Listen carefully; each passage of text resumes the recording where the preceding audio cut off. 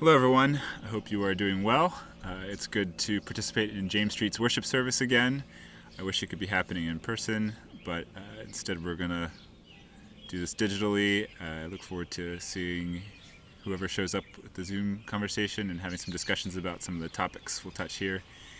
And thank you for the opportunity to share from some of the things I'm learning in school. Who has the Spirit? Do I have the Spirit? Do you have the Spirit? Do people who have only been baptized by the Spirit have the Spirit? Those who speak in tongues, can someone who knows nothing of God have the Spirit? Do people who think they know everything about God have the Spirit? Can someone who lies have the Spirit? Can someone who kills have the Spirit? Can an animal other than a human have the Spirit? Can a tree, a weed? Can a stone have the Spirit? Did Moses do something on that mountain to cause the Spirit to come? Is there a formula?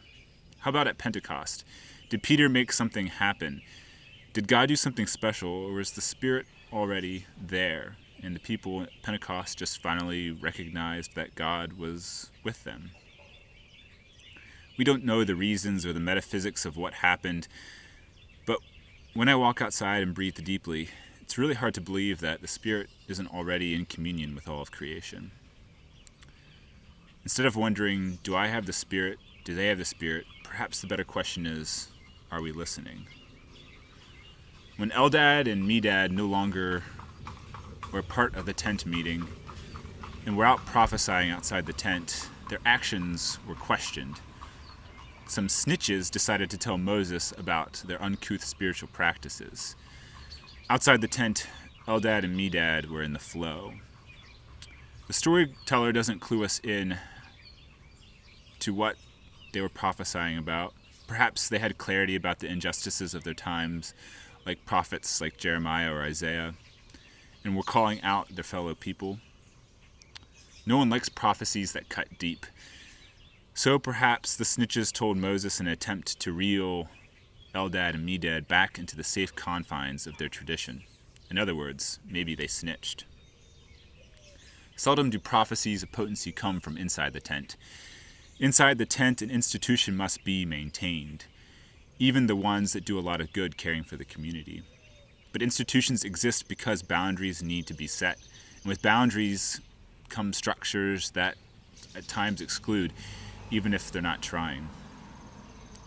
If you want an institution to survive, do you critique it? The potent prophecies come from outside the tent, from outside the room where it happens. I find it striking that both of those men's names end with Dad, a signal that the story might be Assyrian or Akkadian in origin. Perhaps we are getting wisdom from outside of what we perceive to be our tent.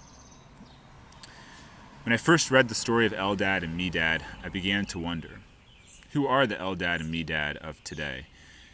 I'd like to give three possibilities of who are outside of the tent with prophetic voices in our times. People with intellectual disabilities, Black women, and children. These are three groups that I feel passionate about learning from and have explored deeply in my time at seminary. Working with people with intellectual disabilities at Camp Hebron should have thrown more of a wrench into my worldview. Before that time, and something that I'm still tempted to think today, is that faith values intellect. A faith that values knowing. One that values asking interesting questions and lots of hmms. However, what does it mean if one cannot speak of their faith? Cannot recite creeds or say a sinner's prayer? What is one's faith without a certain type of thoughts or words? Perhaps the church has chosen its foundation on the wrong rocks of correct belief or certain cultural expectations that would never be possible for someone with intellectual disabilities to participate in. Disability theologian Jill Harshaw wonders if an interesting place to look for these answers are in the Christian mystics. 13th century Rhineland mystic Meister Eckhart teaches that it is in the unknowing that we learn and find God. It is in the unknowing that all the metaphors for what we call God begin to fade, and in this place a very queer theology emerges. Eckhart says that the Father births Jesus inside each of us. Perhaps instead of intellect, we need to be learning from the prophetic spirit of those who do not have intellect in the same way that those of us who are neurotypical expect. At camp, I was inspired by the faith of the campers with intellectual disabilities. I remember conversations with individuals who shared how they valued that God was near them. It was a deep experience for them. Their stories were not filled with theological jargon or fancy poetic language for God. Perhaps it is the people who are diagnosed with something outside of what society calls neurotypical, who are the LDAD and MEDAD of today. They have spiritual wisdom to offer us, but we overlook them because they are outside the tent. So like the people who protect the tent, we snitched on their prophetic words. Another major part of my seminary experience has been learning from the Black theological tradition. I have learned that when the white church's faith failed to do anything about slavery and Jim Crow, a new theology was necessary, one that could actually confront the racist structures from the white churches who refused to address racism. Out of the experience of blackness comes Black theology. But then Black women started to ask the question, how can a Black theology be our understanding of reality when the patriarchy continues to rape, abuse, and silence our voices? From the voices of Black women comes womanist theology. One womanist theologian that speaks deeply to me right now is Kelly Brown Douglas. She has a book called Stand Your Ground, Black Bodies and the Justice of God. I'd highly suggest this text if people are looking for how their faith might respond to several of the recent murders of Black men.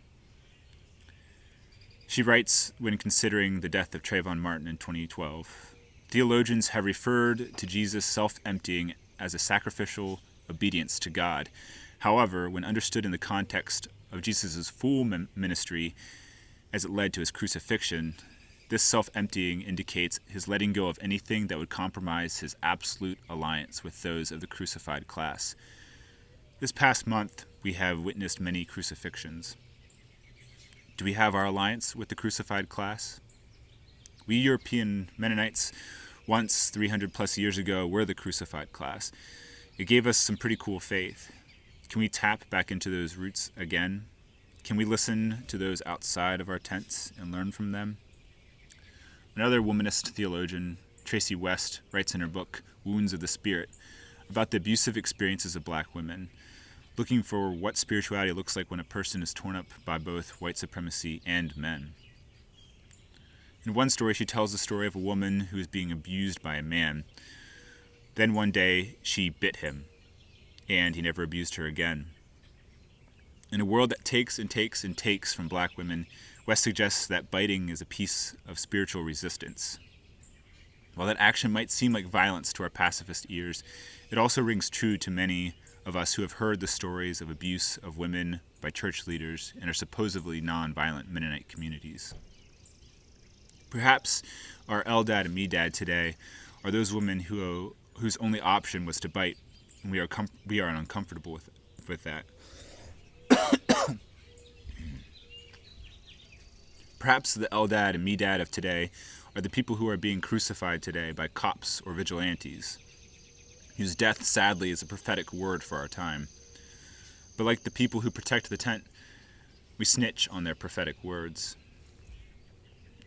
One last possibility I'd like to highlight are children.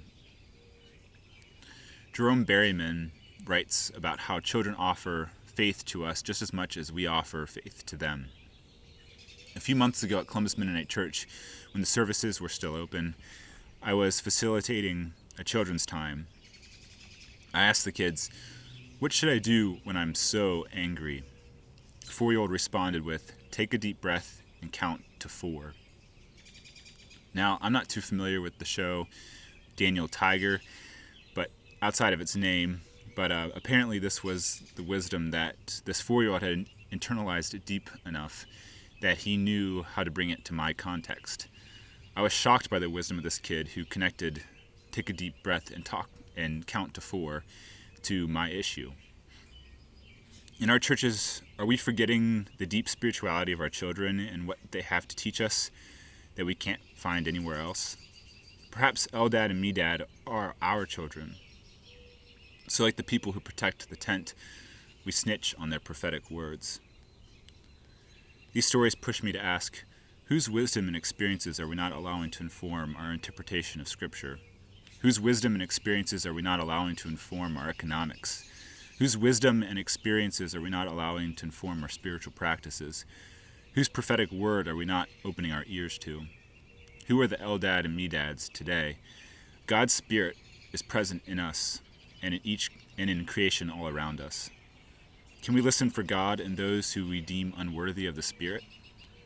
As we think about Pentecost in the upper room, are we thinking about the Pentecost, the giving of the Spirit that is constantly happening all around us, even outside our tents?